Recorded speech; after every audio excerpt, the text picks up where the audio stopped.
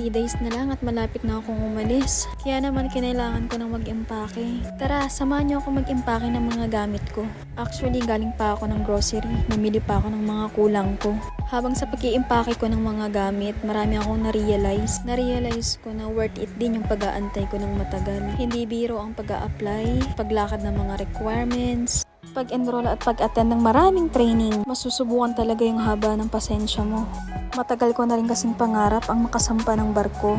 Kaya naman walang sawang pasasalamat sa Panginoon dahil andito na rin ako sa wakas. Akala ko nga hindi na naman matutupad ang pangarap ko. Pero sa pagtsatsaga akong pag-aantay, worth it din naman talaga. Naniniwala ako sa lahat ng sakripisyo, pagod, puyat at paghihirap mo ay may magandang kapalit. In God's perfect time talaga. Kung last month excited na akong umalis, pero ngayon habang papalapit na yung araw ng pag-alis ko, medyo nakakaramdam naman ako ng lungkot. Pero okay lang, kailangan natin lumaban. Kaya fight, fight, fight!